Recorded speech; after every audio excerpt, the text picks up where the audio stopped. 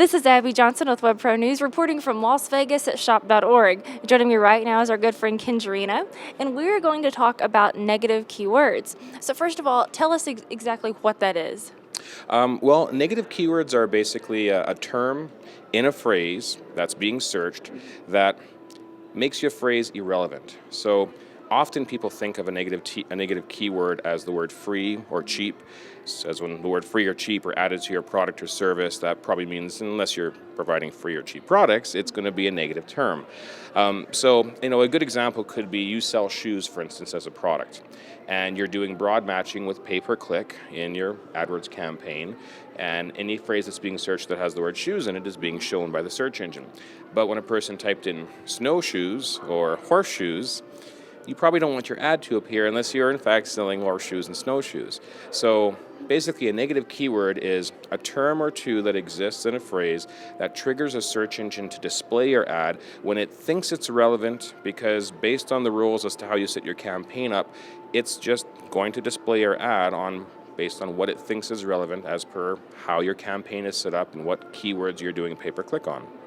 Okay, and the negative keywords, they've been around for a while now. I mean, several people are already using them, and I know that Epiar has their own negative keyword tool. So what makes Epiar's approach to this different?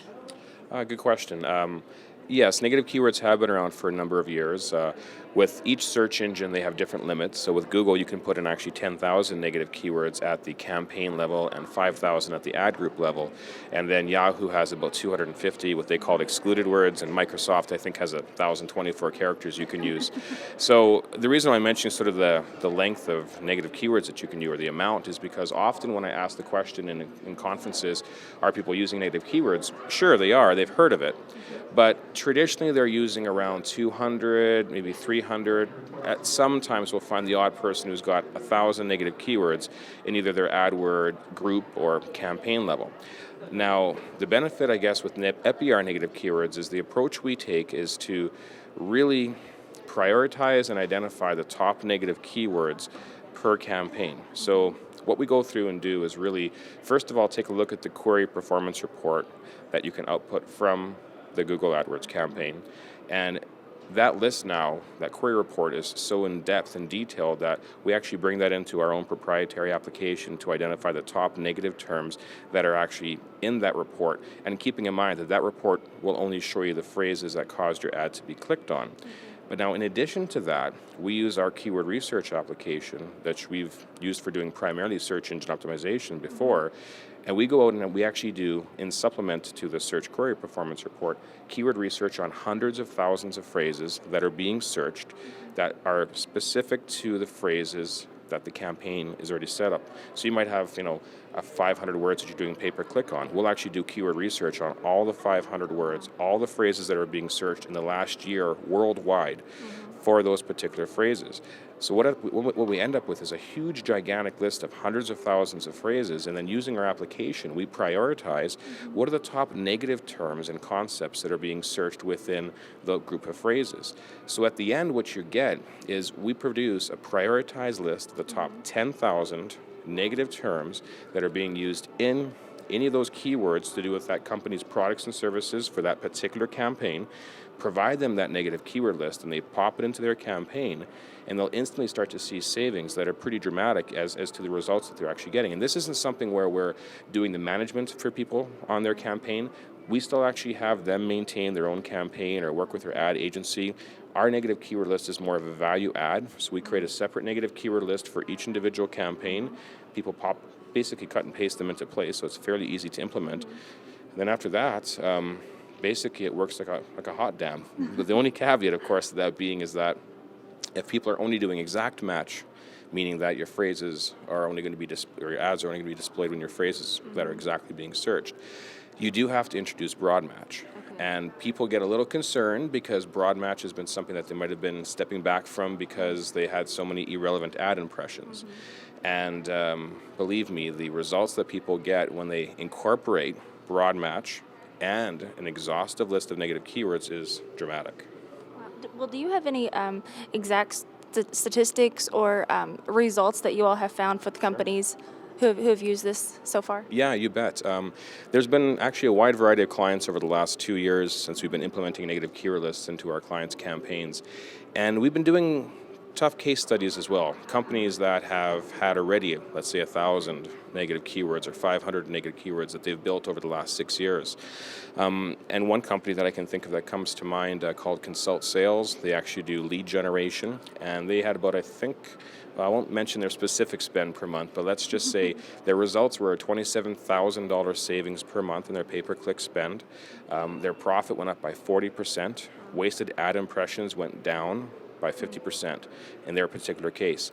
On average, what we're typically seeing is wasted ad impression between 30 to 50% of the ads that are appearing aren't relevant. So when you're stopping your ads from appearing 30 to 50% of the time, your click-through rate goes up dramatically. Your quality score, which is related to click-through rate with Google, goes up dramatically, which means your ad position actually goes up higher in the search results without even having to increase your cost per click. So it's just a real trickle-down benefit effect that ends up happening. The big thing, of course, is wasted ad spend. We're seeing savings for companies traditionally between 10 to 40% on their pay-per-click spend.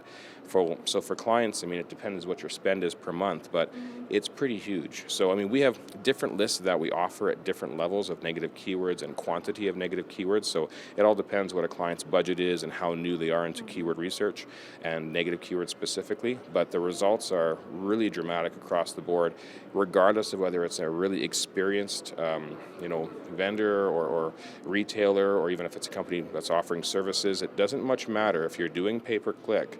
There will be negative keywords when you get into the hundreds of thousands of phrases that we collect out there for our clients. All right, very good. Pretty much a win-win then. It is definitely a win-win scenario, yeah. And by the way, for people who are looking to try to find the negative keywords, I probably should mention that we do have them listed off on the Epiar.com website.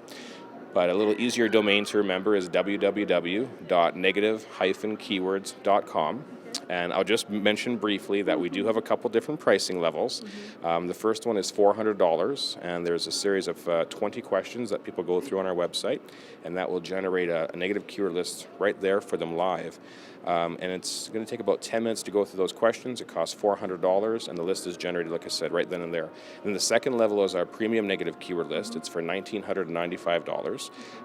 People go through the same 20 questions, but there's an additional 9 long answer questions. And then after we take those long answer questions, they get actually worked on by our account managers that use our proprietary keyword research application to isolate and prioritize the negative keywords. And what ends up happening is we generate a list of 5,000 negative keywords that we provide for that $1,995 price point. And the last level is the full custom negative keyword list that we provide, which is the full 10,000 negative keywords to maximize the limit that you can put in. And because it's a prioritized list, you can also take the top of that list and use it in Yahoo and also in Microsoft. So the best of the negative keywords is being used in those other campaigns that you could have running on the other engines. So that one's $9,000, and are actually discounting it to $7,450 right now. So that's available again, through the website. You have to contact us directly for that particular list. It's not just a series of questions. There's a more intensive process we go through. So for people who are really spending probably more than $10,000 to $20,000 or more a month, that list traditionally is the one for them, and it's going to provide the best ROI for them. But again, go through the website, take a look at which list is good for you, and you'll see the results after. All right, very interesting. Ken, thank you very much. You bet, thank you. You're very welcome. This is Abby Johnson with WebPro News reporting from Las Vegas.